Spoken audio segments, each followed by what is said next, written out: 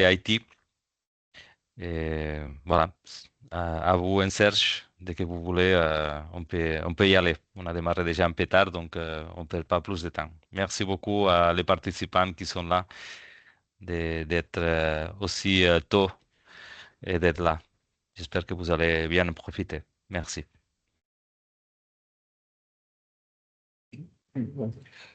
Bonjour, pour cette participation, nous vous remercions quand même. Et vous avez parcouru les deux premiers modules de la formation LTT-IT et j'espère que vous avez pu capter beaucoup de choses intéressantes dans ces deux modules. Nous allons aujourd'hui faire un petit récap de ces deux modules et après faire un exercice. Donc, on va faire une petite simulation, un cas pratique, donc dans lequel vous allez mettre en pratique les connaissances acquises lors de la revue de ces deux modules-là. Donc, pour le premier module, euh, il est... OK, je vais partager l'écran.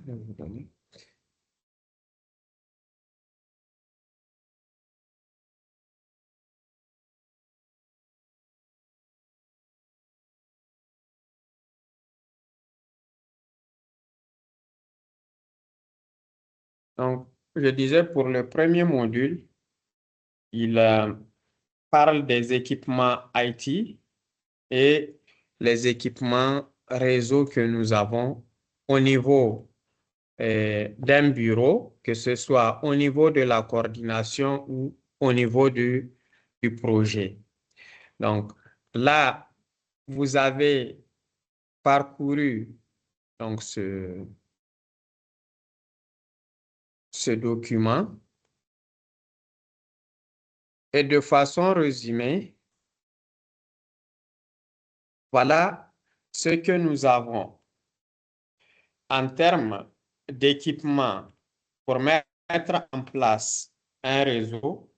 Vous aurez besoin d'un routeur qui est le premier élément qui est affiché sur l'image, donc en haut à gauche. Vous avez donc plusieurs modèles que nous utilisons actuellement sur nos réseaux. Il y a les modèles MX65 et MX68 que nous avons sur le réseau. Et ces routeurs-là donc, sont des routeurs Meraki. Donc, ils nous donnent une possibilité d'avoir une plateforme donc, de gestion et de suivi de notre réseau. Donc, en plus du routeur que vous avez, il y a aussi un switch. Donc, le switch permet de connecter plusieurs éléments du réseau et aussi disponibiliser des prises pour certains utilisateurs dont leur fonction exige quand même qu'il y ait une très bonne connectivité pour accéder à certaines plateformes sur lesquelles ils travaillent. Donc là, on fait des prises qui vont leur permettre de travailler donc avec le câble au lieu de se connecter au Wi-Fi. Nous avons aussi les points d'accès. Donc, la troisième image que vous avez en bas donc, de la partie qui est à droite, les points d'accès, nous avons un certain nombre de modèles qui sont utilisés. Donc, il y a les MR33, MR36, MR74, MR76. Et ce qu'il faudrait savoir au niveau de ces points d'accès, c'est qu'il y a ceux qui sont indoor et ceux qui sont outdoor. Donc, l'utilisation d'un point d'accès en indoor alors qu'il est destiné à être utilisé en outdoor va réduire quand même les, les capacités de ce point d'accès-là en termes de rayonnement et en termes de possibilité de supporter certains, certains facteurs, donc certains aléas climatiques. Et si c'est un indoor que vous mettez en outdoor, lui aussi, en termes de supporter les aléas climatiques, il va faillir parce que ce ne sont pas des points d'accès qui sont destinés à être exposés au soleil, à la pluie, donc au vent, ainsi de suite. Donc, ce qu'il faudrait retenir, c'est de savoir c'est quel type de point d'accès nous avons besoin pour placer à tel endroit dans notre réseau. Donc, en dehors de ça, nous avons avant une configuration qui nous permettait d'utiliser un NAS, mais qu'aujourd'hui, on a tout remplacé par le OneDrive. Donc, tout ce qui est sauvegarde de nos données, on préfère que ça soit fait sur OneDrive. Donc, pas sur le NAS, parce que, bon, on a constaté qu'il y avait beaucoup de difficultés dans la gestion de ces NAS-là. Pour d'autres missions, c'était la consommation de la bande passante qui était très importante. Donc, en dehors de ces équipements-là, nous avons aussi les UPS qui permettent de maintenir nos équipements donc en ligne s'il y a une interruption de l'énergie, de l'alimentation en général, l'électricité quand il y a une coupure. Et les UPS nous permettent de maintenir les équipements en ligne le temps que le problème donc, soit réglé. Et pour cela, nous utilisons généralement des UPS APC, parce que vous pouvez aussi être amené à voir c'est quel type donc de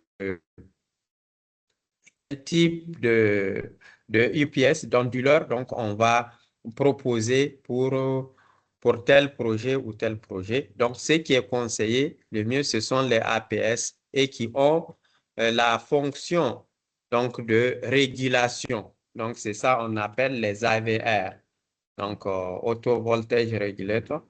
Donc, en même temps, c'est un onduleur, mais il joue aussi le rôle donc d'un stabilisateur de la tension. Donc, voilà pour les équipements. Je ne sais pas, Serge, si tu as d'autres éléments que j'ai omis à ajouter par rapport à ça. C'est particulièrement ça qu'on utilise comme matériel. Juste peut-être que parfois, dans certaines missions, vous allez voir qu'on va aussi utiliser des landing stations Ubiquiti. De base, c'est pas nos standards, parce que de base, ce qu'on va utiliser, c'est tout ce qui est MR, comme Abou l'a dit, tout ce qui est Meraki, Cisco. Mais dans certaines missions, du fait de la taille de la mission, du fait de... voilà, excusez-moi. Ça va. OK. Excusez-nous, il y avait du bruit derrière, fallait qu'on ferme. Donc, je disais, dans certaines missions, du fait de la taille de la mission, du fait des besoins, etc., vous allez voir qu'on va utiliser la technologie Ubiquiti. Je ne sais pas s'il y en a parmi vous, est-ce qu'il y en a qui connaissent la technologie Ubiquiti parmi ceux qui sont connectés? Toujours en cours. Est-ce qu'il y a parmi vous qui sont connectés? Je préfère que ce soit interactif. Oui. Oui, Tibalde, tu connais la technologie Ubiquiti? oui, je connais la technologie Vikiti. D'ailleurs, c'est Papa Abou qui me l'a présenté et on l'utilise actuellement sur le projet à métier. Ah, Oui, Ubiquiti de base, c'est pas forcément ce qu'on utilise à MSF, hein, mais justement parce que nous avons certaines spécificités dans certaines missions. On est aussi appelé à les utiliser pour faire ce qu'on appelle le point-to-point. Le point-to-point, tu sais, en tant qu'IT, ce que c'est, mais puisqu'on n'est pas tous IT dans le cours, alors le point-to-point, c'est juste prendre de la connexion d'un point A et la transmettre vers un point B sur une distance assez longue, n'est-ce pas? Donc, ces Ubiquiti-là, c'est ce qu'on utilise pour faire ça. Et même dans certaines missions, vous allez voir, comme en Centrafrique, par exemple, ou dans les maisons, on utilise même des Ubiquiti en indoor. L'autre point sur lequel je voudrais revenir, Abou l'a bien soulevé par rapport au indoor et au outdoor, ça a été parfaitement expliqué. Juste retenir que souvent, pour des questions de budgétisation, il est arrivé que à MSF, dans certaines missions, on privilégie de prendre des outdoors pour les utiliser en indoor. Je veux juste insister sur le point, savoir que en outdoor, il est fait pour être outdoor. Ça veut dire être utilisé à l'extérieur. Quand on utilise cela en indoor, c'est-à-dire à l'intérieur, il ne diffuse simplement pas normalement. Donc, en tant que log, quand vous vous préparez, quand on vous implique dans la mise en œuvre d'un système de réseau quelque part, il faut vraiment bien prendre garde dans la budgétisation, de budgétiser les deux, outdoor et indoor, pour ne pas être tenté d'utiliser les uns à la place des autres. Voilà ce que je voulais à vous ajouter. Ça va là-bas. Ouais. Il y a Internet qui se clique sur vos têtes, quoi. Ouais. Voilà, donc c'est ce que moi je voulais ajouter sur ces points-là. Merci. D'accord. Merci. Et donc, par rapport aux équipements, on a fait le tour des équipements. Ce que je vais ajouter aussi au niveau des switches, nous avons les switches Meraki qui sont des MS. Donc, ça dépend du modèle que vous avez sur vos missions ou bien que vous voulez acheter. Donc, vous avez les MS 120, MS 220, ainsi de suite. Donc, maintenant, en fonction du nombre de ports que vous voulez. Mais pour les switches, on a une certaine dérogation d'utiliser des switches qui ne sont pas donc, du modèle Meraki, mais qui doivent nécessairement être des switches gigabits. Donc, partout où vous achetez les switches, il faut vous assurer que ce sont des switches qui sont gigabits. Voilà. Donc, en plus de ça, vous avez aussi les câbles. Vous avez là aussi la catégorie de câbles que nous utilisons. Actuellement, c'est la catégorie 6 que nous utilisons. Donc, il y a certaines missions où nous avons vu vraiment qu'on utilise des câbles de catégorie 5, ce qui limite le trafic donc, au niveau du réseau. Donc, il faudrait s'assurer aussi que quand on fait les installations, qu'on respecte ce standard-là en termes de câbles, de type de câble qu'on utilise. Voilà. Donc, en termes d'application, nous avons tout le paquet Microsoft 365 qui est disponible tant en ligne que localement sur votre ordinateur. Donc, vous avez toutes les applications de traitement de texte, de tableur Excel. Pour les présentations, vous avez les PowerPoint. Et pour la communication, donc les réunions en ligne et autres, nous utilisons comme standard Teams. Donc, c'est vrai que des personnes externes peuvent vous convier à des réunions sur Zoom et autres, mais nous, notre standard, donc, c'est Teams. C'est avec cela que nous organisons toutes les réunions. Donc, ça aussi, il faudrait tenir compte de ça et savoir aussi expliquer aux utilisateurs que le standard que nous avons, donc, c'est avec Teams pour organiser toutes nos réunions. Vous avez aussi l'accès à SharePoint. Donc, SharePoint, c'est aussi toute une partie à développer, Mais ce qu'il faudrait retenir au niveau de SharePoint, c'est qu'il y a une partie qui est accessible aux utilisateurs. Quand vous démarrez votre ordinateur, vous avez la première page du navigateur Edge qui s'affiche, c'est l'accès à Otis. Vous avez l'accès à tous les documents, toutes les procédures de l'organisation selon le département que vous voulez voir. Et aussi, il y a un espace de travail pour les missions. Ça aussi, en tant que IT, en tant que log, vous devez savoir cela et pouvoir expliquer aux utilisateurs. Donc, voilà pour ce qui est donc du premier module. Maintenant, pour le deuxième module, nous avons donc le choix de la connectivité, la mise en place de notre réseau. La mise en place du réseau consiste à avoir un petit schéma qui va nous permettre donc d'avoir les différents emplacements des équipements que nous avons évoqués tout à l'heure. Où est-ce que vous allez placer votre routeur MX? Où est-ce que vous allez placer votre switch? Où est-ce que vous allez placer vos différents points d'accès? Donc, et la connexion que vous avez. La connexion là, c'est le module 3. Je pense que c'est là où on a donc la mise en place d'une connexion Internet au niveau du bureau. Si vous avez parcouru ça, donc on va voir ça après avoir vu le réseau en tant que tel.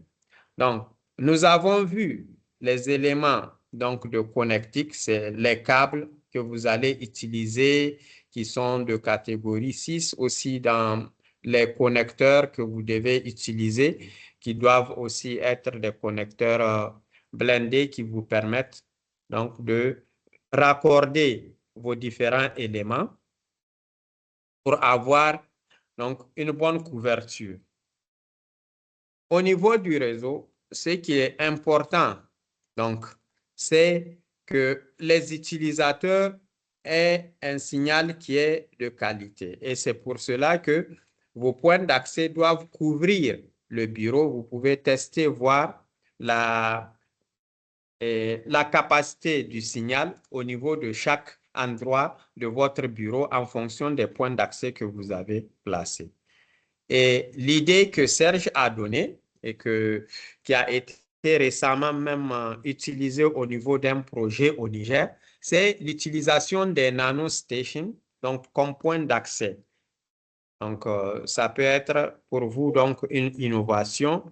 Si vous avez un réseau où il y a des difficultés donc d'accès au lieu que et vous n'avez pas un point d'accès MR, donc un point d'accès Meraki, vous pouvez utiliser une nanostation pour pouvoir couvrir la zone qui n'a pas accès à votre réseau. Donc, il y a aussi d'autres éléments des ressources réseau qui sont connectés directement, tels que les imprimantes qui sont connectées à vos équipements.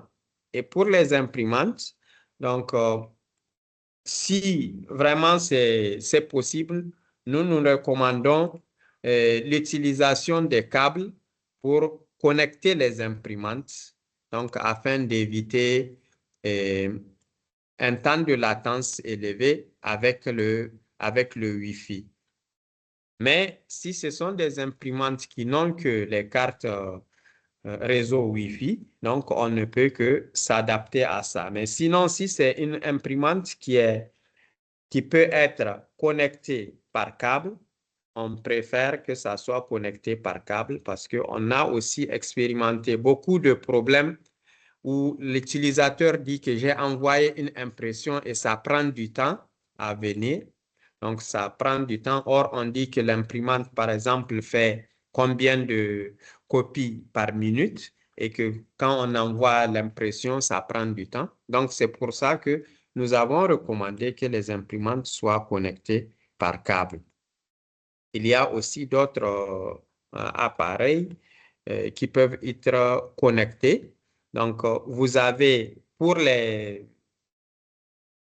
médicaux, vous avez les Blue Log et on peut aussi vous demander de pouvoir connecter ces appareils-là à votre réseau. Donc là aussi, vous avez deux possibilités de le faire. Vous pouvez les connecter par le Wi-Fi comme vous pouvez les connecter par câble pour le faire. Donc, vous avez aussi les imprimantes qui sont multifonctions qui peuvent vous permettre donc de scanner. Là aussi, vous pouvez exploiter les possibilités de scan en réseau, comme vous pouvez exploiter donc les possibilités de scan localement. Donc, voilà pour ce qui est du setup du réseau. Donc, en plus donc, de la connectivité locale de votre réseau, donc que l'on appelle LAN, vous avez aussi la possibilité de le connecter à l'Internet. Donc, et c'est là la suite, donc le module suivant, le module 3, qui vous permet de faire le choix de type de connexion au niveau donc, de votre projet ou bien au niveau de la coordination. Donc, vous verrez les différentes options en termes de fibre optique, en termes de connexion ADSL, GSM, VSAT, BIGAN et aujourd'hui Starlink, donc qui est en train de prendre le dessus et dont les missions, comme vous le voyez, donc sont en train de passer à la connexion Starlink, donc pour remplacer les autres connexions en tant que lien primaire. Et ce qu'il faudrait retenir pour la connexion au niveau du bureau, il faudrait savoir qu'il y a des paramètres à prendre en compte.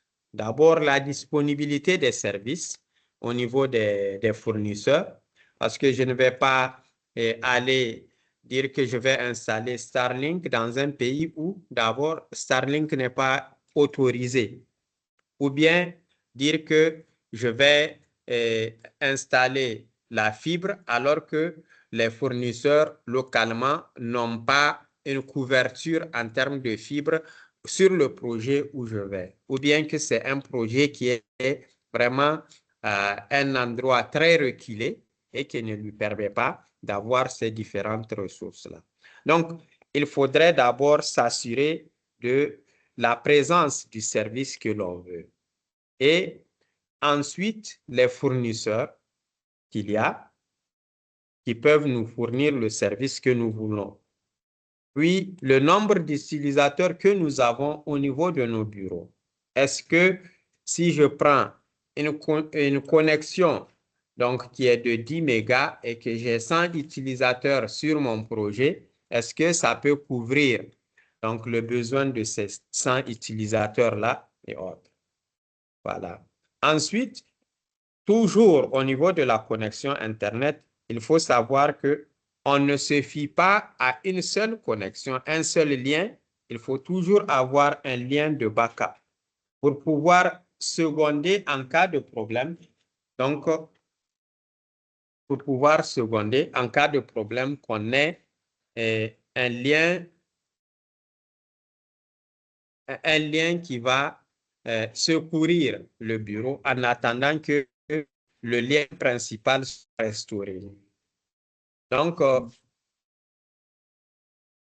voilà par rapport à la connexion. Donc, ce que vous pouvez donc avoir comme élément. On a les fournisseurs qui ont la GSM. Donc, il y a certains endroits où la connectivité ne peut pas être assurée par la fibre optique ni par l'ADSL et autres. Donc, on peut utiliser le GSM pour se connecter. Et surtout aussi, on l'utilise dans le cas des urgences pour pouvoir, donc, dans un premier temps, avoir la connectivité et faire les différentes évaluations. Donc, voilà pour ce qui est du résumé de ces différents modules que vous avez parcourus. Juste une question. Vous avez tous soumis un schéma.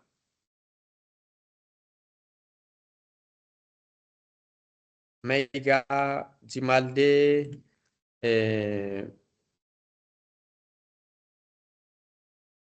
Tilaberi Log, Mamoudou. Vous avez soumis un schéma lors de votre exercice après avoir parcouru les modules 1 et 2. On avait demandé un diagramme du réseau. Qui a soumis parmi vous?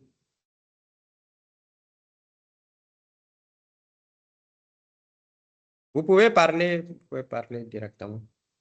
Ok, moi j'ai soumis. Jimalde. Ok, Jimalde. Ok. Avant de passer à l'exercice, est-ce que Jimalde, on peut arrêter le partage? Tu partages ton écran pour un peu expliquer donc ton schéma aux collègues. Ok, il n'y a pas de problème. Je vais arrêter pour moi ici. D'accord. Voilà. Donc, tu partages pour expliquer un peu le schéma que tu as fait Ok, pour le setup du réseau. d'accord. Je vois ça. Ensuite, je partage.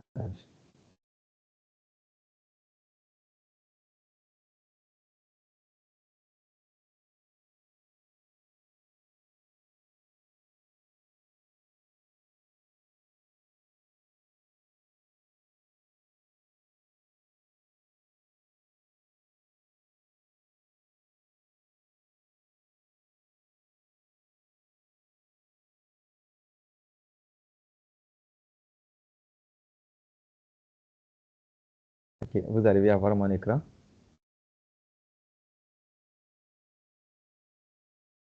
Oui, c'est ça? Oui, c'est ça. Ok, Donc, donc, tu peux expliquer donc, aux collègues le setup que tu as proposé pour le réseau. d'accord. Merci beaucoup. Donc, pour la réalisation de ce setup, de ce network diagramme, j'ai utilisé un logiciel de diagramme et Drawmax Wondershare, la version free. Donc, dans ce diagramme, j'ai d'abord représenté ici, si vous voyez le curseur, il y a l'Internet qui est là. Et nous avons deux liens Internet, nous avons deux sources Internet. Nous avons le lien principal qui est le VSAT qui est ici. Et nous avons le lien secondaire qui est le Starlink d'un fournisseur local Globaltel. Donc, les deux liaisons Internet arrivent sur le routeur MX68 principal qui se trouve au niveau de la base vie et près au niveau du bureau. Et à partir donc du routeur MX68 qui est le routeur principal, le routeur qui reçoit les deux liaisons Internet, nous avons distribué l'Internet dans le réseau local. Donc, nous avons un switch qui est là. Donc, je n'ai pas écrit le nom, mais si vous pouvez voir le curseur, il y a un switch. Donc, un switch qui est connecté sur le routeur MX68. Et nous avons aussi quelques points d'accès, tels que le point d'accès APT3 IMS, APT8 IMS, AP Logistique, AP Finance, qui sont directement connectés sur le routeur MX68 puisque c'est un routeur, c'est un switch routeur. Donc, nous disposons de 12 ports derrière le routeur que nous avons utilisé. Et donc, pour étendre la connexion, nous avons, comme je l'ai dit tout à l'heure, nous avons un switch. Donc, sur ces switch, Nous avons connecté 3 access points, comme vous pouvez le voir ici. Et nous avons aussi connecté une imprimante sur le switch. Donc, un peu de façon globale, c'est ça. Et nous avons aussi, pour étendre le réseau à l'hôpital, nous avons utilisé les antennes Ubiquiti. Donc, voici les antennes Ubiquiti que j'ai représentées ici. Donc, une antenne Ubiquiti ici que nous avons configurée en point à multi-point, puisqu'on devrait desservir 2 endroits, et l'hôpital et la salle du générateur qui est un peu loin. Donc, vous pouvez voir ici, ça, c'est l'hôpital qui est là. Donc, il y a une Ubiquiti à l'hôpital qui est là, qui reçoit donc les cieux envoyés par l'Ubiquiti principal au niveau de la base.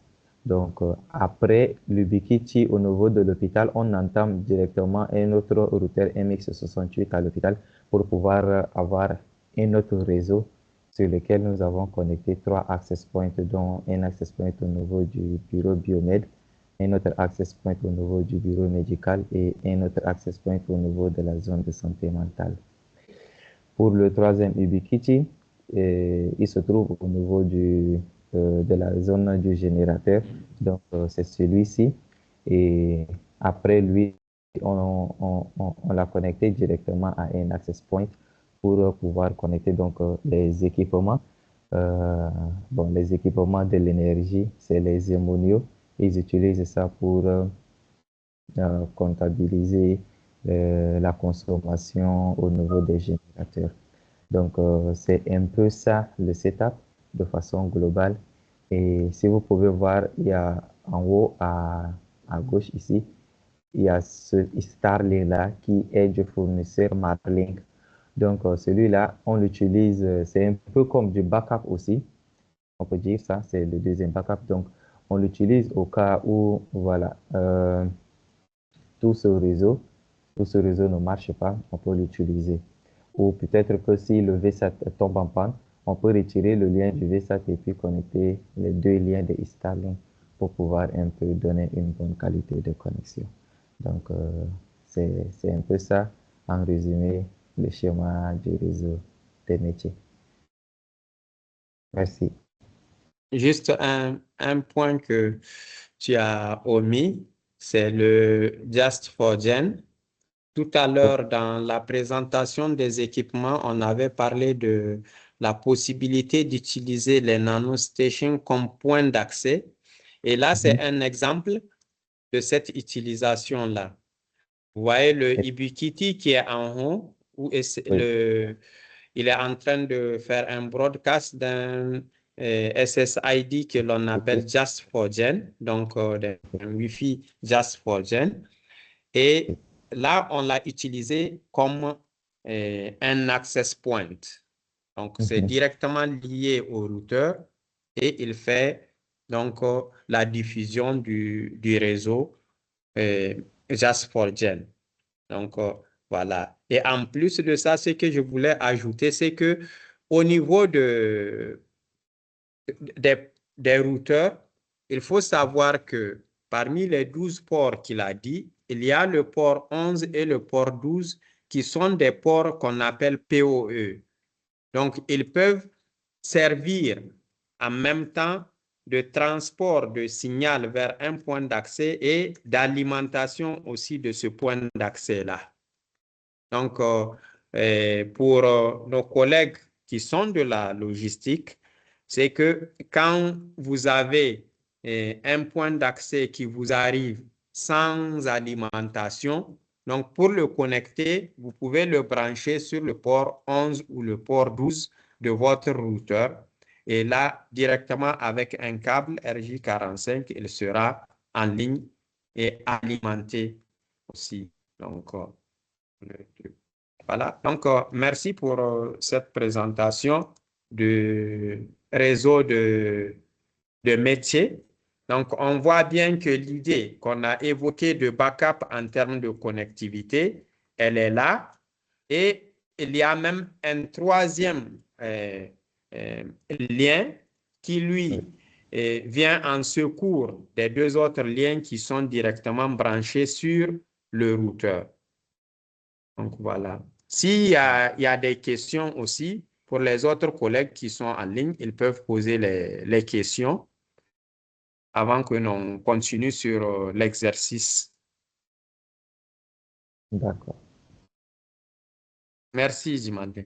Tu peux Merci. arrêter donc le partage. D'accord. Les questions, s'il y en a, de la part des collègues.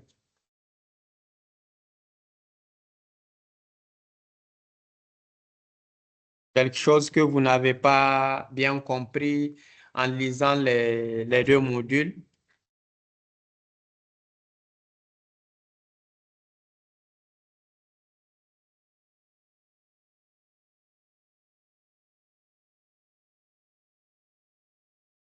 Bon.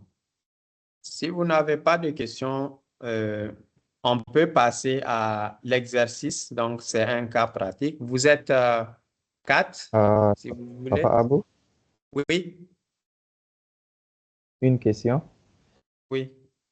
Oui, et elle porte sur la portée exacte ou bien la portée théorique des access points que nous utilisons, des différents access points. Est-ce que nous avons les détails sur la Ok. portée? Oui. Quel modèle exactement?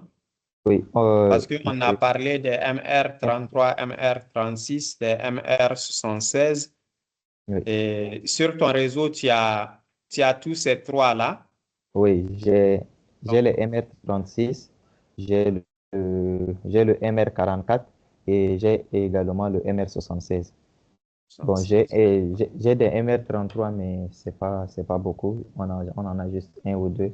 Mais principalement, c'est le MR36, MR44 ok. et MR76.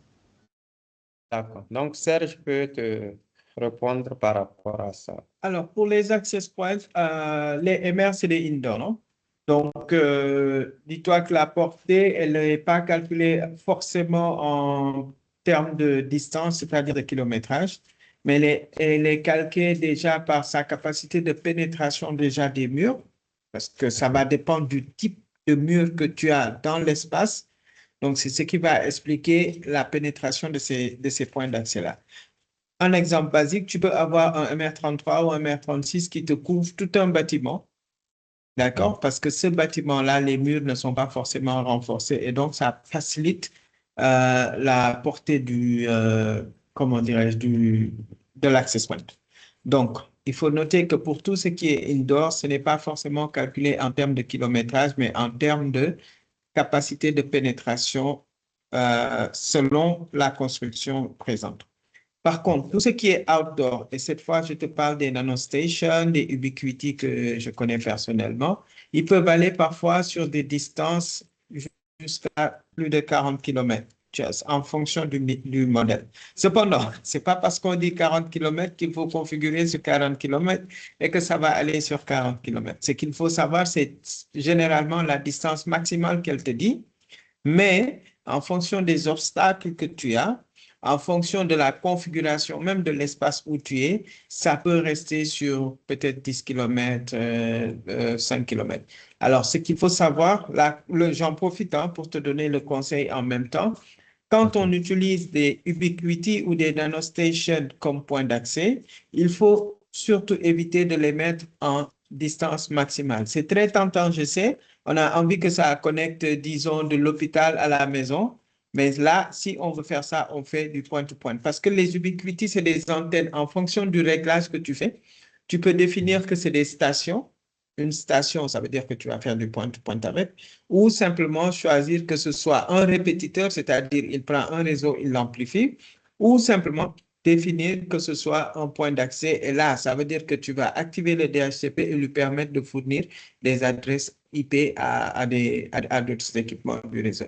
Mais pour rester sur la distance des Ubiquiti vont sur des distances très longues, mais encore une fois, la configuration est à définir et à bien limiter en fonction du besoin de la mission ou du projet. D'accord. Merci beaucoup. Donc, juste une, comment on l'appelle, une petite chose à ajouter par rapport à ça. Au niveau des MR 74 et 76, Ce sont des points d'accès outdoor de Meraki et eux, leur portée va jusqu'à 100 mètres. Elle va jusqu'à 100 mètres. Donc, les MR76, MR74. Donc, comme au niveau de métier dans le réseau, nous avons un qu'on a placé au niveau de la base, donc en pleine base, donc qui permet de couvrir un certain nombre d'utilisateurs qui sont éloignés, donc des points d'accès indoor qu'on a. Et au niveau de la RCA aussi, nous avons des exemples de R74 qui sont utilisés, donc en outdoor au niveau des guests. On va devoir sortir pour une réunion. Ils ont une réunion. Oui, mais avec l'inspection de travail, les délégués du personnel, donc on sera nombreux. Ouais, bien sûr, vous allez devoir être là. Bon, on va se déplacer. D'accord. Donc, on va juste lancer l'exercice et nous déplacer. Voilà. Donc, je vais revenir sur le partage de mon écran pour vous donner l'exercice que nous allons faire. Je ne sais pas, Miguel, on va les séparer ou bien ils le font directement entre eux ou bien on va faire deux groupes. Parce que dans l'exercice, il était prévu que l'on fasse deux groupes. Ok. Un qui va préparer le kit et un qui va aussi faire le choix de type de connexion.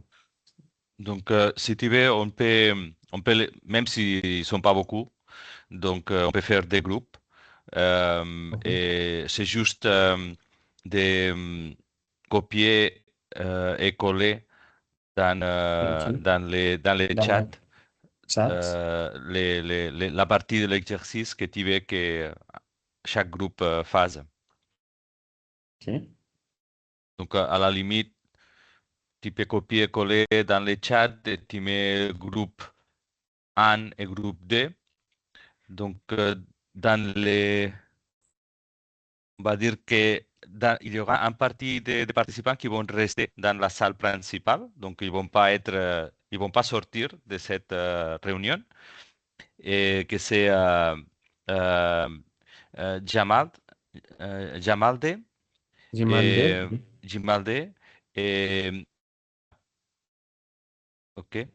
Euh, et ils vont rester. Et après, il y aura donc les deux autres, les participants qui sont à Agadez et à Tilbury, qui vont aller dans une salle à côté. Hmm. C'est bon? Donc, les deux, oui. Donc, je renvoie le truc. J'avais envoyé la version française. Je renvoie l'exercice en français, pardon. Ok. Ou à la limite, je peux les mettre dans des groupes différents et après, vous vous partagez un dans chaque salle. On va dire un de vous reste dans la salle principale C'est pas, et ok. l'autre, il peut aller dans la salle 1 et vous pouvez donner déjà les boulots à faire dans chacun. C'est à vous un peu de décider qui fait quoi, en fait. Quel groupe va faire quoi. D'accord. C'est, Donc, c'est OK, plus ou moins, ou si oui. c'est ou si vous voyez que c'est trop compliqué, on reste tous dans la même salle. Hein. Puisqu'on Ouais. n'est pas tous au même niveau, j'aurais proposé qu'on reste tous dans la même salle. OK, OK, pas de souci. Ouais, pas de souci. Puisque c'est pas, ils sont pas nombreux, pour moi, c'est OK, mieux. Comme ça, l'explication est générale pour tout le monde. OK, pas de souci. C'est à vous un peu de décider. Ouais. Il n'y a aucun problème. D'accord. Donc, voilà, j'ai envoyé l'exercice en français.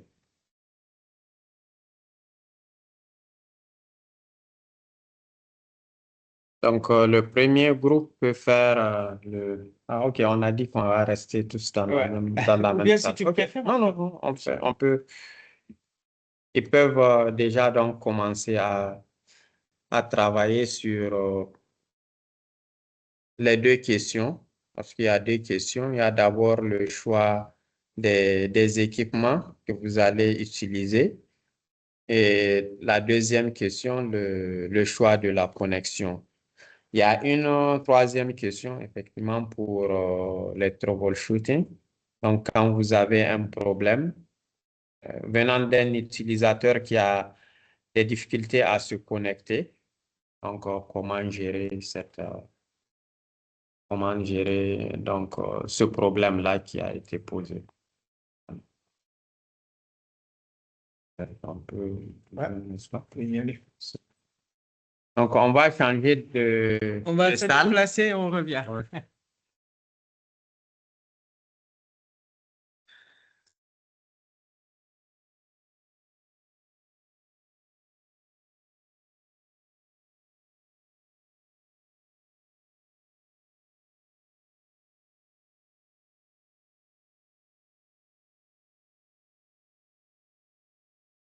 On est en train de parler des changements de salles, mais là, c'est vraiment des salles réelles, pas des salles virtuelles. Donc, bon, on attend.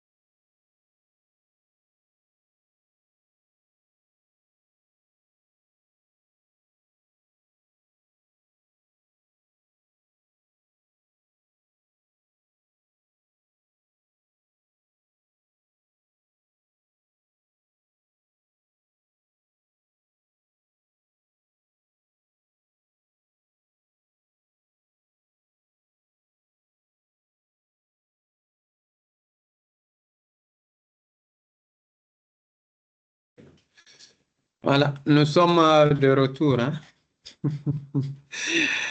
Merci beaucoup.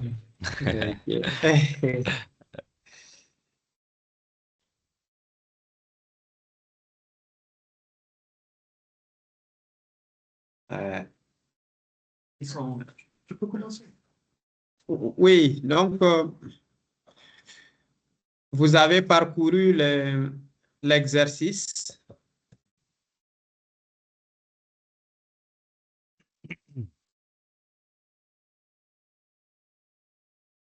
Vous êtes en ligne.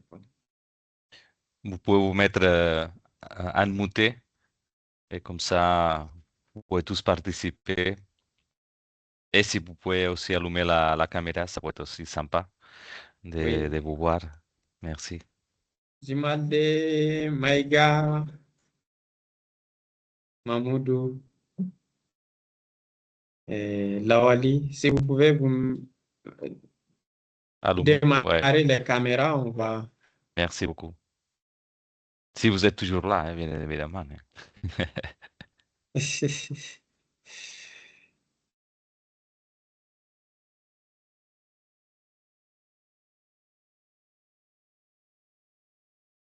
Vous êtes là?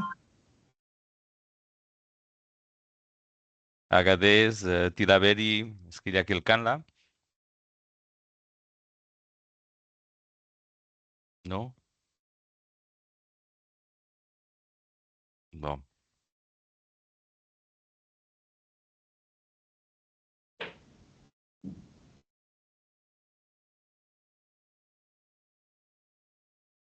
Ousmane, qui est là?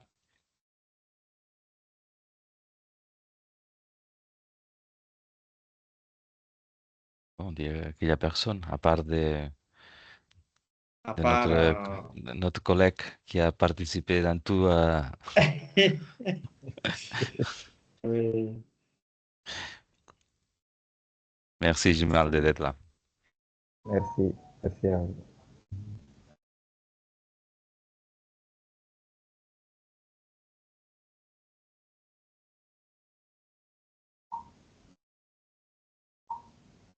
Waalaikum salam, salut, message bien reçu. Voilà, la pièce même est bien vue, je vais voir ça tout de suite. Il y a une formation qui doit se dérouler maintenant à 11h à 13h et après ça, je vais enlever. Entre-temps, je vais parler avec Isabelle de la question de l'extraction, ce n'est pas difficile, on va essayer de ça pour lui donner, Inch'Allah. Demain, je vais là-bas.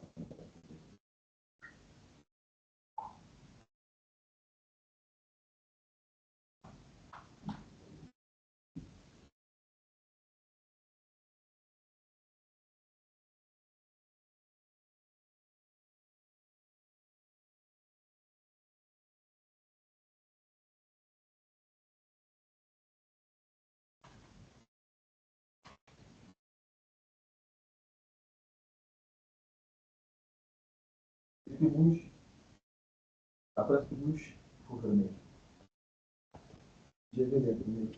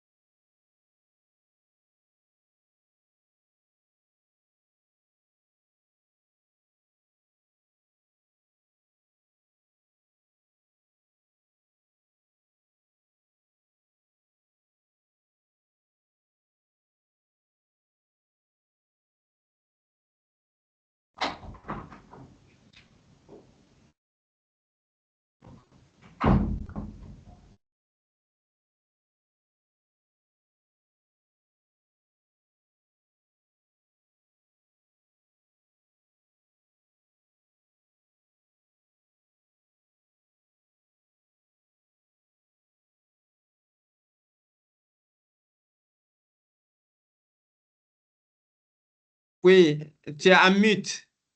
Allez, pour nous confirmer. Il faut... Tu as Oui, bonjour mute. bonjour à vous. Oui, j'ai désactivé Bonjour. le. Oui, ouais. OK, d'accord. Et Donc, désolé, désolé hein, pour le retard. Merci beaucoup. on De a là. passé Ok, l'exercice dans le chat.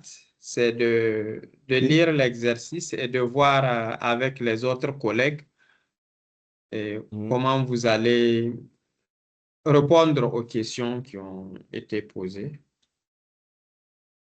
Ok, Oui. dans le chat.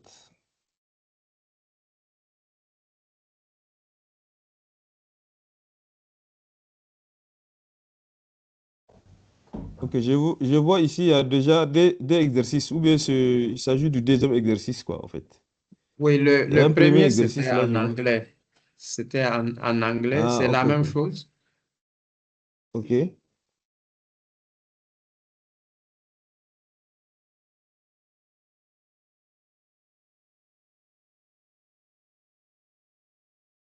Jimalde, allô? Allô, Soumaïla? Allô? Oui, ça va?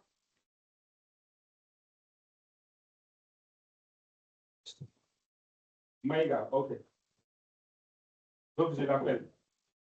Parce que ok. Je l'appelle, Mahmoud était là et Maïga. Non, d'accord. Ok, pour l'autre là, pourquoi vous ne voulez pas vous connecter? Hein? Vous acceptez vos formations, c'est quoi? On va vous des points supplémentaires.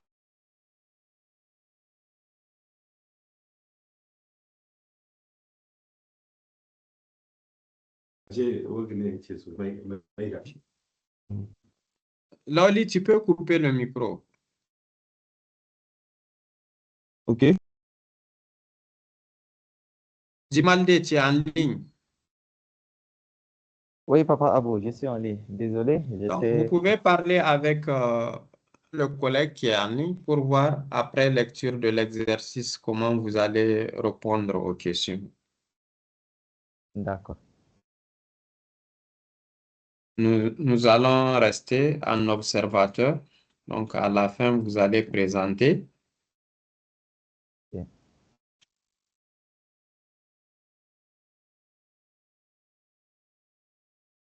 On tente de joindre les deux autres collègues.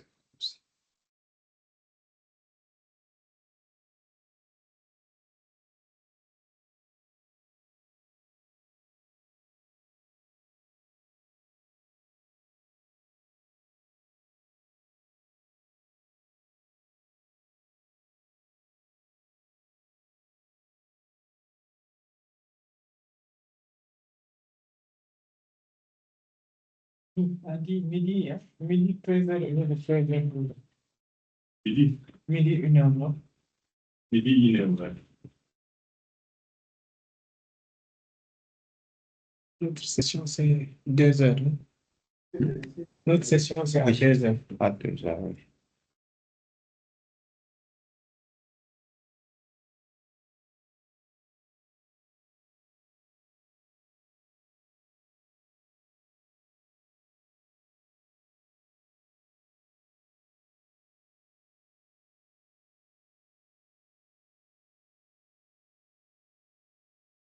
Euh, bonjour, bonjour à tous, à vous.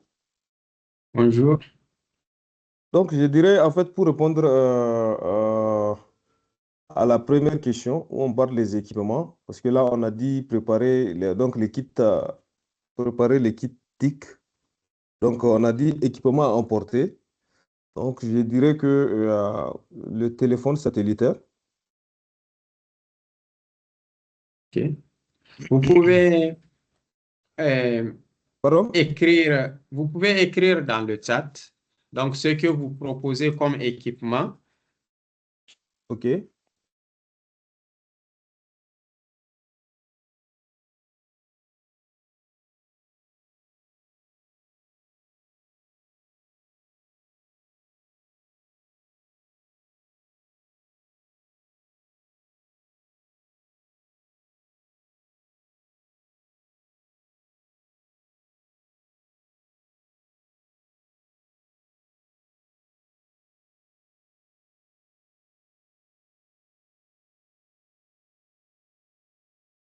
Donc, Maïga, vous pouvez aussi écrire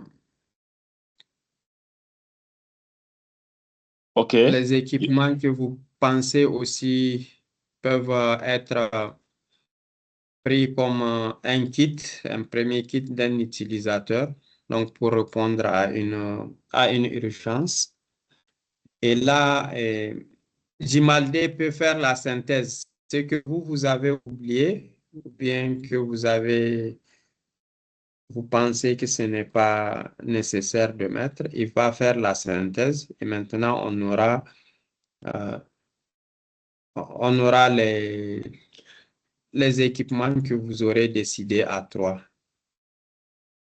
OK, d'accord. Donc, c'est juste la première question ou bien les trois premières questions?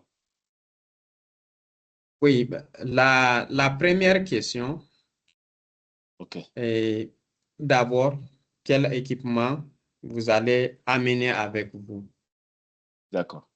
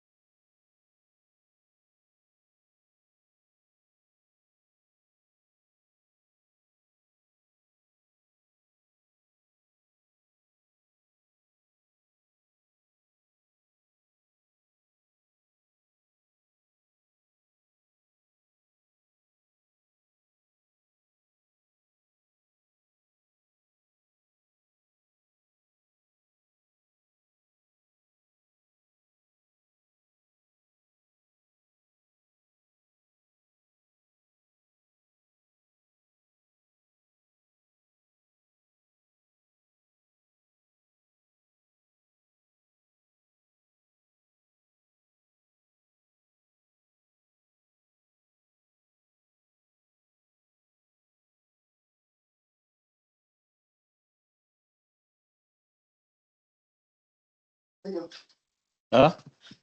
Hein? Je suis en formation.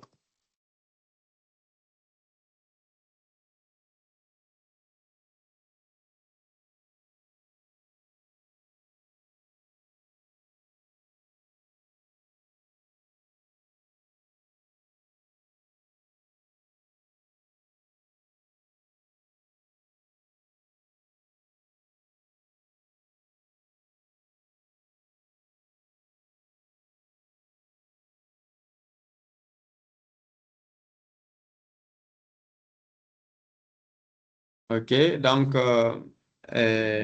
log Agadez. D'accord. Log à Agadez a mentionné les téléphones satellitaires, donc Iridium. Est-ce que ça fait partie des listes des équipements qu'on a proposés? Oui. Donc, il a proposé aussi les radios VHF, laptop et tablette. Donc, et le Bigan.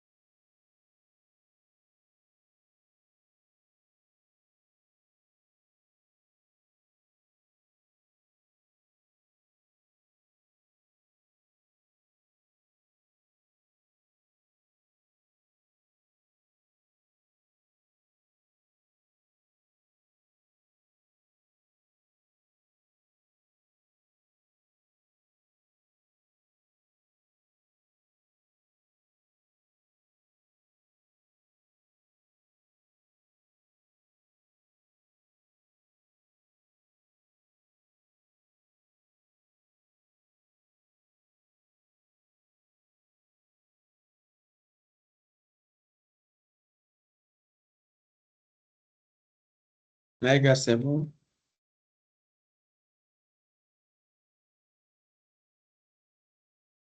OK.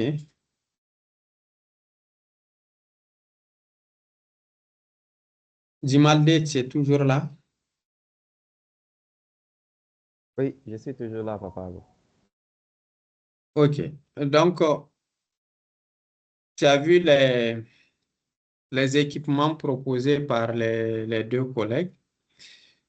Donc, tu peux voir ce que tu vas ajouter ou ce Oui. que tu vas retirer de ça. OK. Donc, nous allons commencer par la réponse du log base qui nous propose, voilà, qui nous propose comme équipement à emporter. Il a souligné un téléphone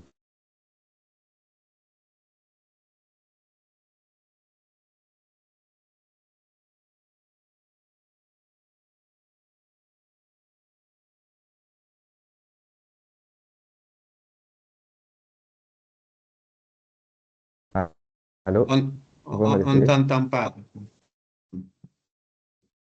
Et maintenant, vous me recevez? Oui. OK. Donc,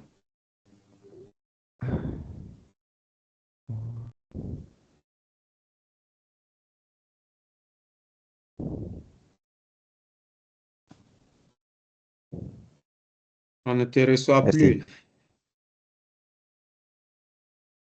Et maintenant, c'est bon. Je crois qu'il y a Oui. un petit problème lié à la connexion. Donc, pour la réponse du log base, téléphone satellitaire Iridium à utiliser en cas d'absence de réseau GSM. Je suis d'accord pour le choix, mais je voudrais aussi mentionner que dans l'énoncé de l'exercice, c'est dit que l'opérateur national couvre quand même la zone. Donc, on peut utiliser le téléphone satellitaire pour des raisons de sécurité parce que il peut arriver que le réseau GSM soit coupé. Donc, ça va être en quelque sorte un backup. Mais le réseau GSM est bien et bel là couvert dans la zone. Donc, je suis d'accord pour le téléphone satellitaire. Et pour les radios VHF, HF, comme c'est une mission Explo, on peut dire ça, et que la mise en place d'un système de radio VHF, HF, c'est beaucoup de processus. C'est pas quelque chose qu'on peut mettre en place tout de suite. Donc, pour cette option, je pense qu'on peut laisser tomber parce que c'est durée un peu longue. Pour les laptops, oui, je suis d'accord avec cette réponse pour le choix des laptops pour la transmission des données. Il a aussi indiqué ici les tablettes. Peut-être on va répertorier ça dans le cadre des autres équipements peut-être spécifiés. Sinon, je crois que les laptops peuvent être suffisants pour pouvoir envoyer les données. Et le BIGAN peut être une solution acceptable pour la connectivité Internet, puisque nous devrions envoyer les données et pour pouvoir faire parvenir ces données à la coordination, il faut disposer d'un lien Internet. Donc, le choix du BIGAN est aussi bon pour moi.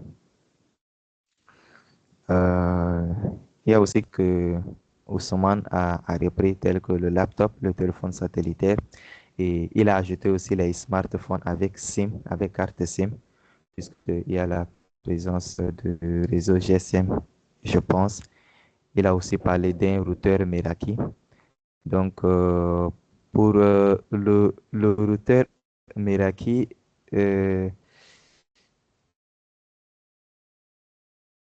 la connectivité disponible n'est vraiment pas n'est pas d'une grande capacité pour pouvoir utiliser un routeur Meraki, puisque la mission est une mission d'exploration.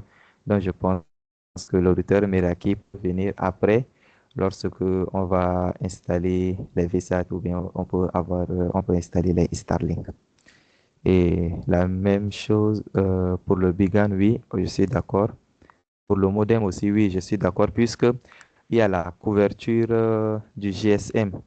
Donc, avec le modem, on peut utiliser les cartes SIM. Donc, si on a choisi d'emporter le modem, on doit aussi prendre les cartes SIM avec nous pour pouvoir bénéficier du réseau GSM et de la connexion offerte par les opérateurs. Et très important aussi, le câble Ethernet, dont je suis d'accord pour pouvoir connecter un ordinateur sur le BIGAN et transmettre les données. Pour la radio VHF, comme Ousmane l'a proposé, comme je l'ai dit tout à l'heure, c'est une solution à longue durée, pas adaptée pour une mission d'exploration ou bien une mission d'urgence. Si je peux reprendre, la proposition, c'est d'emporter les téléphones satellitaires et d'emporter les cartes SIM qu'on va donc utiliser avec les modems et également les cartes SIM pour les téléphones satellitaires. Il faut aussi emporter le BIGAN pour pouvoir disposer d'une connexion Internet au cas où le réseau GSM, la connexion avec le réseau GSM tombe en panne. Nous avons aussi les câbles Ethernet qu'il faut emporter avec nous. Il faut aussi également emporter les laptops. Et puisque le réseau électrique du village est en panne, on peut aussi emporter le UPS. On peut emporter le UPS pour pouvoir euh, alimenter nos équipements et en cas de coupure momentanée, peut-être si on va utiliser un générateur. Et aussi, les autres, on peut ajouter donc les téléphones ou soit les tablettes. Donc, pour la première question, je pense que on peut répondre comme ça. Je peux écrire si possible. C'est bon, j'ai un peu récapitulé les points que tu as mentionnés, qui ne sont pas mentionnés par les autres collègues. Et Ok. voilà. Donc, de façon globale, le point commun, c'est les téléphones satellitaires. Vous avez tous convenu qu'on va amener les téléphones satellitaires et c'est vraiment important en cas de mission d'exploration ou bien après une mission d'urgence, donc d'avoir ces téléphones-là. Vous avez aussi mentionné le GSM parce que pour le premier collègue, il a dit en cas d'absence du réseau GSM. Or, dans l'énoncé, on nous a dit bel et bien que l'opérateur GSM couvre la zone, l'opérateur local GSM couvre la zone.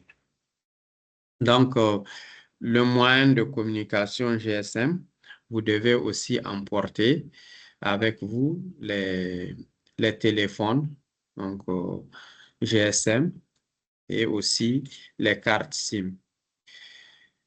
Donc, pour les cartes SIM, vous avez celles des téléphones satellitaires aussi. Parce que là, au niveau de la question suivante, vous allez voir un peu le lien avec ces cartes SIM, donc satellitaires. Et en plus de ça, vous avez parlé des ordinateurs donc à emporter, effectivement. Les ordinateurs, on peut les amener par rapport à le travail que les collègues vont faire. Il leur faut donc des ordinateurs pour pouvoir le faire. Donc ça fait partie du kit. Vous avez parlé aussi donc de radio VHF et HF. Donc je rappelle à ce niveau que donc l'un des principes de l'organisation, c'est vraiment l'indépendance en matière de la communication. Donc, côté télécom, nous privilégions en cas d'exploration ou d'urgence, donc l'utilisation de ces moyens-là.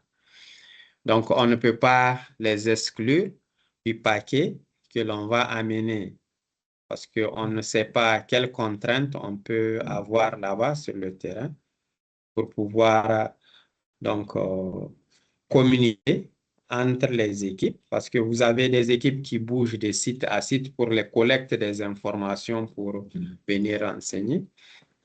Et là, ça me permet d'arriver à la question aussi de tablettes. Donc, pour le collègue qui a parlé de tablettes, effectivement, pour la collecte de données, de nos jours, on a des dispositifs qui sont mis en place par les équipes pour pouvoir collecter les informations à travers donc, des plateformes en ligne et directement centralisées donc, au niveau de l'organisation. Donc, ça, c'est important aussi d'avoir cela. Et Vous avez aussi parlé donc, du BIGAN. Donc, le BIGAN aussi, c'est un moyen qui est un standard dans notre kit pour les explorations et pour les urgences. Mais il y a des souscriptions que l'on fait. Donc, selon le besoin, le nombre d'utilisateurs qu'on a, et selon le besoin, on a juste à envoyer les mails durant certaines périodes donc de la journée. Donc, et les souscriptions vont à partir de $100, donc au-delà. Ce qu'il faudrait noter, c'est que c'est vraiment très cher et c'est pour ça que on, on ne l'utilise pas de façon ouverte comme quand on a un VSAT ou bien un kit Starlink. Donc là, j'enchaîne toujours aux côtés de la connexion.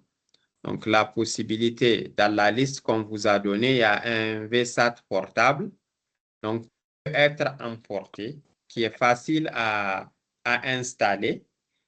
Donc, aujourd'hui, on a la possibilité d'amener un kit Starlink, donc qui est activé et qui peut être placé et changer la localisation juste pour pouvoir l'utiliser là où on est, ou bien si on a un abonnement itinérant, donc qui peut permettre de l'utiliser partout et à tout moment. Donc, Jimalde a mentionné le Starlink. Donc, c'est un élément qu'on n'a pas mentionné, mais qui peut être donc ajouté parmi les éléments qu'on n'a pas cités dans la liste. On a aussi mentionné le problème qu'il n'y a pas d'électricité là-bas. Donc, un onduleur ne peut pas représenter les moyens d'alimentation de nos équipements de façon permanente. Donc, il faut qu'il y ait un groupe électrogène sur place. Donc, l'onduleur va permettre aux équipements d'être maintenus s'il y a un problème sur le générateur, le temps de le régler. Et vous n'avez pas mentionné les points d'accès. Est-ce que tous les collègues qui vont pour ce travail-là seront concentrés à un seul endroit et s'ils ont des ordinateurs, comment est-ce que vous comptez donc permettre à ces collègues-là d'avoir une connexion Internet? Donc là, les points d'accès sont nécessaires à ce niveau pour pouvoir avoir le Wi-Fi et se connecter en fonction des SSID qu'on a définis. Bon. Et pour la connexion avec les modems GSM aussi, donc il est important d'avoir ce backup-là avec les modems GSM, comme vous avez les cartes SIM. Et là aussi, au niveau des cartes SIM GSM, comme les cartes SIM pour les militaires, il faudrait les activer. Donc, c'est ça la question suivante qu'on vous a posée, là où on a dit quels sont les éléments que vous devez activer donc avant de partir. Là, ce sont les cartes SIM que vous devez activer avant de partir sur le terrain. Voilà. Maintenant, pour les équipements qui manquent, comment vous allez les acquérir? Vous allez partir avec à partir de la coordination ou bien localement. On a parlé du générateur qui n'est pas là. On avait parlé de l'option de Starlink. Si vous n'avez pas tous ces éléments, comment vous comptez les acquérir? Les logs, comment vous allez les acquérir?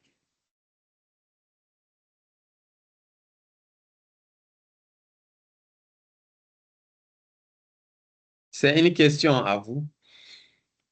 Pour les éléments qu'on n'a pas sur la liste qui a été citée et que vous avez mentionné, donc tels que le générateur, le kit Starlink et autres. Comment vous allez les là-bas, tenter de les chercher ou bien vous allez les amener avec vous?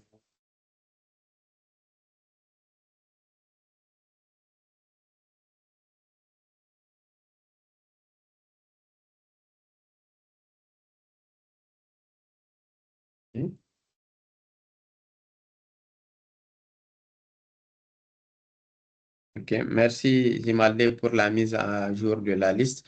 Oui, Agadez Logbase. Bonjour à tous. Vous Donc, êtes je en mute? pense que c'est pour les... Oui, pour... Vous m'entendez? Oui, Oui. Voilà, donc je disais en fait par rapport aux équipements manquants, si on n'a pas pu partir avec à partir de la mission, d'abord, il y a quelque chose qui est évident, donc c'est de tout prévoir en fait pour partir avec les backups, tout ça là.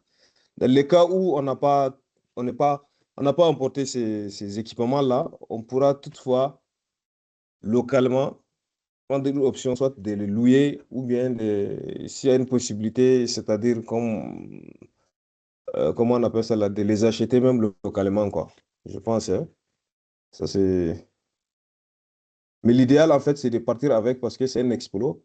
C'est une mission qui est déjà prévue. Donc, il faudrait prendre tout et aller avec, quoi. Voilà, en fait, ce que je pense, hein. Si quelqu'un peut me compléter.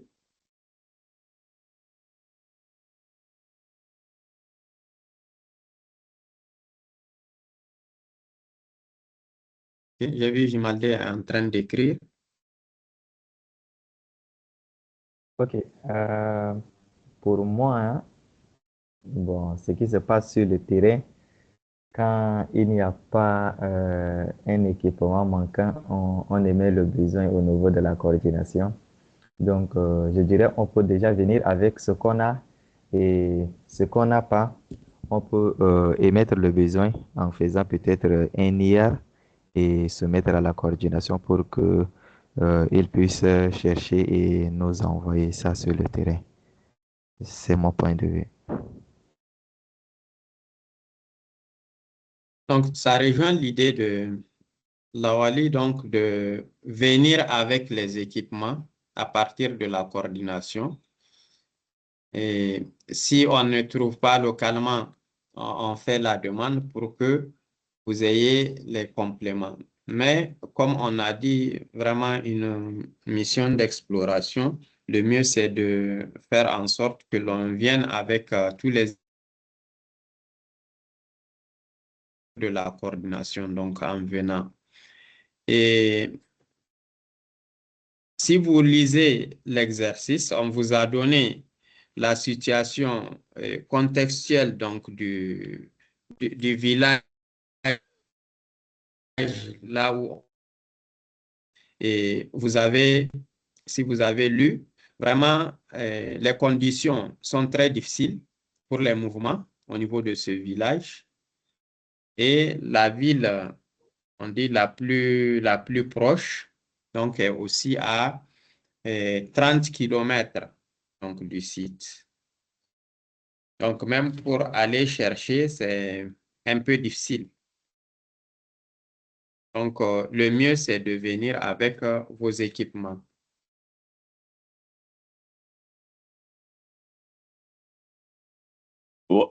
Bonjour, en fait, moi, je voudrais ajouter des choses si vous me permettez. Oui. Donc, en fait, moi, je vois maintenant, c'est bon de partir avec un groupe électrogène. Maintenant, si c'est un village, est-ce qu'il n'est pas mieux de proposer un kit solaire? Là, c'est déjà maintenant, on part avec batterie, panneau solaire, un kit complet. Maintenant, l'installation est très facile pour qu'on puisse en bénéficier. Parce qu'il faut voir le groupe électrogène, on peut parler de carburant. Est-ce qu'on a un stock? Ou est-ce qu'on peut avoir du carburant au niveau sur place? Est-ce qu'il y a si on prend comme un contexte comme le Niger, bouger avec du carburant dans des bidons, tout ça là, il faut en tenir compte de ces paramètres. Voilà ce que je voudrais ajouter. Voilà, donc c'est pour ça on a fait, dans la question, on a fait une ouverture pour dire si on a oublié certains éléments. Donc, au lieu du groupe électrogène, on peut amener un kit solaire, donc avec batterie et avec les convertisseurs, donc pour pouvoir utiliser pour les appareils qui vont fonctionner sur le courant alternatif. Oui, c'est une bonne idée en termes donc d'énergie. On opte pour le kit solaire en remplacement du groupe électrogène. Il a évoqué donc des situations dans le contexte donc des interventions qui peuvent faire en sorte que prendre du carburant, c'est un peu compliqué. Donc, effectivement, c'est une bonne proposition. Donc, on passe à la question suivante pour aller un peu plus vite, comme le temps, un peu comme on l'appelle. Donc, c'est bon, on a enregistré tous les éléments. Donc, on va ajouter le kit solaire. Tu peux, j'imagine, ajouter le kit solaire au niveau des équipements, donc dans le chat. Et maintenant, la question suivante par rapport à la connexion Internet. Donc, déjà, vous avez évoqué le kit Starlink qu'on peut amener avec nous, ou bien utiliser donc, les forfaits des blocs data pour les modems GSM que vous allez utiliser. Donc, ce sont les différentes options que nous avons. Et pour le Starlink, donc, vous savez comment on définit le type d'abonnement. C'est en fonction du besoin. Donc, une analyse. Vous avez le nombre d'utilisateurs qui vont être là-bas, le type de travail qu'ils vont faire. Sachez qu'il y a beaucoup d'images à transmettre, comme c'est une exploration. Donc, l'environnement, tout ce qui est images à envoyer, des vidéos à envoyer. Donc, l'utilisation sera vraiment excessive. Donc, en fonction de ça, vous pouvez déterminer le type de souscription à faire. Vous avez des souscriptions de 500 gigas, de 1 Tera, 2 Tera pour les kits Starlink. Donc, en fonction de ce que vous avez comme utilisateur, ce qu'ils vont faire comme collecte de données, ce qu'ils vont faire comme communication avec le siège, là, vous déterminez donc le type de souscription que vous allez proposer pour le kit. Et là, on active ça donc avant que vous soyez sur le terrain avec le kit. Voilà. Donc, pour l'autre, la dernière question en cas de problème pour un utilisateur, donc, c'est de voir comment régler le problème de connexion quand un utilisateur vous soumet son problème qu'il n'arrive pas à se connecter. Vous avez fait votre setup, vous avez mis en place votre réseau en fonction de tous les équipements que vous avez mentionnés ici. Et il se trouve que quelqu'un vous dise qu'il n'a pas l'accès à la connexion. Donc là, comment vous allez pouvoir diagnostiquer et résoudre le problème?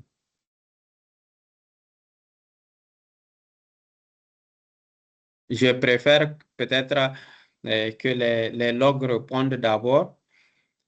Et ensuite, s'il y a quelque chose, Jimalde peut donner. Donc, Maïga et Laoli, vous pouvez nous dire si vous avez un utilisateur qui a des difficultés, il n'arrive pas à se connecter, comment vous allez vous en prendre.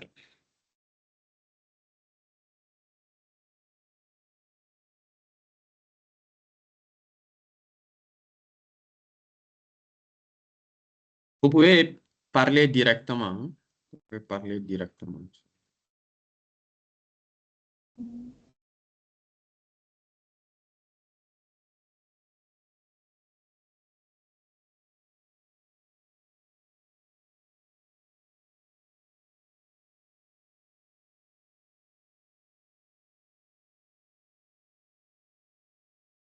C'est bon? Ou bien on laisse Jimalde répondre à la place de tout le monde.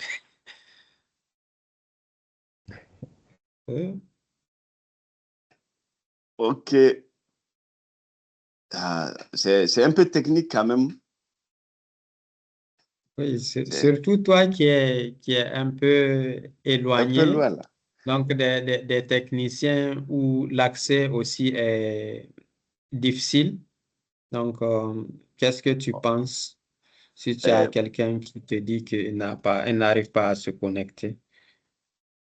Ça veut dire la première des choses, ce qui me revient en tête, c'est de prendre son appareil, voir est-ce qu'il a bien utilisé le bon réseau. Et c'est peut-être, il s'est capté sur un réseau qui n'est pas de celui sur lequel il devait se connecter. Maintenant, après, je vérifie si, même si il est sur le réseau, est-ce que c'est le bon mot de passe qu'il a utilisé pour avoir la connexion. Donc après ça, peut-être redémarrer l'appareil. Donc, je pense bien après ce point-là, là, je vais faire directement référence à la technique. Hein. Si je n'arrive pas à voir Ouais. 3 points, Tu vas ah oui, escalader le col. je vais escalader l'école parce que techniquement, si toutes ces choses-là sont vérifiées que c'est positif, là, ça me semble un peu compliqué pour pouvoir résoudre son problème. Effectivement. D'accord. Donc, je ne sais pas faire. Jimalde, ajouter quelque chose. Oui, si je peux ajouter, il y a aussi un problème récurrent. Généralement, les utilisateurs, quand ils ont le bon mot de passe, il n'y a pas de souci. Mais le souci peut arriver au moment où le bail, bon, je peux dire ça, euh, le le bail de l'ordinateur n'a pas été relâché en fait. Il peut peut-être le nom des SSID, comme nous avons un système standard, le même nom de SSID qu'on utilise sur un projet peut être utilisé sur un autre projet. Donc, lorsque la personne vient sur le nouveau projet, il n'arrive pas à se connecter parce que l'ancienne connexion n'a pas été relâchée. Donc, on peut utiliser les commandes euh, IP release and IP renew pour pouvoir relâcher l'ancienne connexion et permettre à l'utilisateur de se connecter à nouveau. En fait, c'est comme si c'est faire un reset de la carte réseau Wi-Fi pour pouvoir permettre à l'utilisateur de se connecter. Merci. Et de façon simple pour nos collègues log. Donc, ce que tu viens d'expliquer, c'est de se déconnecter si tu veux faire oublier le réseau, l'ancien réseau, et maintenant Oui. se reconnecter au nouveau réseau. Mais ce qu'il faudrait voir d'abord, avant d'arriver à cette étape de vérification au niveau de l'utilisateur, il faudrait s'assurer que on a la connexion Internet au niveau de nos équipements. Donc, à l'arrivée. Sur le routeur, est-ce que vous avez la connexion? Donc, il faudrait d'abord s'assurer avant d'attaquer l'utilisateur qui a le problème. Donc, si c'est un problème lié à lui seul ou bien si c'est un problème général. Donc, il faudrait, dès le début, donc, écarter l'hypothèse que c'est un problème qui est général. Parce que si c'est général, vous pouvez passer tout votre temps sur son diagnostiqué, vous n'aurez pas. Vous vérifiez d'abord et que ça s'avère que c'est un problème qui est général. Donc là, vous allez attendre de régler le problème général pour revenir à son cas. Voilà. Donc, C'est juste ça. Sinon, les étapes que vous avez décrites, c'est cela. C'est de s'assurer que l'utilisateur est connecté au bon réseau et que donc son ordinateur, sa carte n'a pas de problème. Et aussi, l'autre en escaladant, parce que nous avons un système aussi qui bloque dans certaines conditions les ordinateurs. Donc là, comme l'a suggéré le log de Asamaka, on peut aussi vérifier sur notre plateforme si l'ordinateur n'est pas bloqué. Donc, il peut être bloqué donc, au niveau de la plateforme. C'est là où ça dépasse le niveau donc, local, au niveau du projet ou bien au niveau de la sous-base. Donc, voilà pour les 3 questions qui ont été posées dans l'exercice. Et je ne sais pas, donc, Serge, tu n'as rien à ajouter. Miguel, on te remet la parole pour la suite. Bon. Donc, bon, on est presque déjà fini les 2 heures. Merci à tous de votre participation. C'est vraiment bien quand tout le monde participe parce que je pense que c'est beaucoup plus enrichissant et on apprend beaucoup plus tous, non? Donc, bon, la session, il va être comme toujours enregistrée. Il est toujours enregistré, donc vous pouvez toujours revenir à la vidéo qui doit être disponible sur Tembo à n'importe quel moment. S'il y a des concepts qui n'étaient pas clairs aujourd'hui, donc la vidéo il va être là disponible. Et là, il va nous rester juste la session finale pour la semaine prochaine. Donc, allez sur les modules qui vous manquent, finissez les modules qui vous manquent sur Tembo.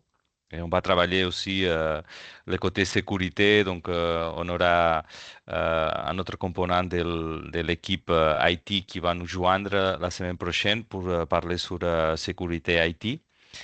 Donc, je vous demande, s'il vous plaît, d'être là. C'est vraiment important votre présence dans les sessions en direct parce que c'est là où on fait vraiment la différence avec la formation en ligne. Après, si on ne peut pas, parce qu'on a des raisons opérationnelles, on comprend tous. Donc, c'est pas vraiment... les terrains, c'est toujours la priorité, bien évidemment. Mais si vous pouvez attendre à la session, honnêtement, c'est beaucoup mieux. Donc, de mon côté, rien d'autre. Vous remercie à nouveau à tous de votre présence et je vous dis à la semaine prochaine. Merci beaucoup. OK, au revoir. Merci.